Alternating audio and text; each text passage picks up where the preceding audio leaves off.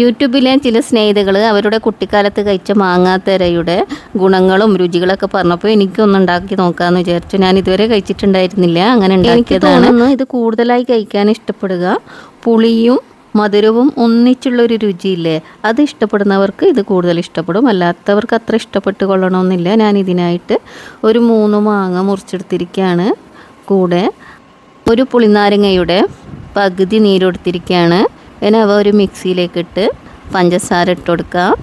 മാങ്ങ നല്ല മധുരമുള്ളതാണെങ്കിൽ കുറച്ച് പഞ്ചസാര മതി, അല്ലെങ്കിൽ കുറച്ചധികം വേണം. പിന്നെ ഒരു പാൻ അടുപ്പത്ത് വെച്ച് മിക്സ് ചെയ്ത മിശ്രിതം വറ്റിച്ചെടുക്കണം. ആദ്യം ഒരല്പം പഞ്ചസാര മാത്രമേ ഞാൻ ചേർത്തിട്ടുണ്ടായിരുന്നു. മധുരം നോക്കിയപ്പോൾ ഒരല്പം കുറവുണ്ട്. പ്യൂരിയും വേറൊരു മാങ്ങയാണ് ഞാൻ ഇട്ടിരിക്കുന്നത്. മറ്റേ മാങ്ങക്ക് തീരെ മധുരം ഇല്ലാന്ന് തോന്നുന്നു, അതുകൊണ്ട് കുറച്ച് മധുരം കൂടി ഞാൻ കൊടുക്കുകയാണ്. ഇനി പഞ്ചസാരയുടെ നീരൊക്കെ ഇറങ്ങി അതൊക്കെ വറ്റുന്ന വരെ ഇങ്ങനെ ഇളക്കി കൊടുക്കണം.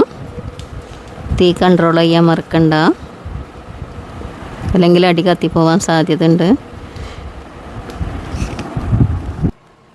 വീണ്ടും ഒരു 5-6 മിനിറ്റ് കഴിഞ്ഞപ്പോൾ നമ്മുടെ നീരൊക്കെ വറ്റിത്തുടങ്ങിയിരിക്കുകയാണ്. അനുഭവത്തിൽ നിന്ന് തോന്നിയത് ഒരല്പം കൂടി നീര് വറ്റാനുണ്ടെന്നാണ്. ഞാൻ 2 സ്റ്റീൽ പാത്രങ്ങളിൽ വെളിച്ചെണ്ണ തടി വെച്ചിരിക്കുകയാണ്.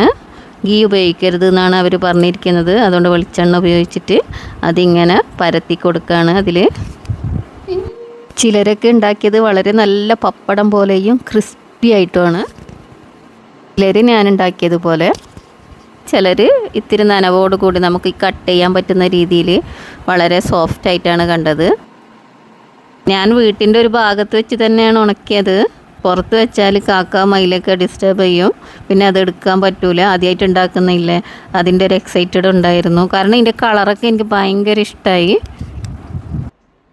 2-2.5 ദിവസം വേണ്ടി വന്നു ഇതൊന്ന് ഉണങ്ങി കിട്ടാൻ.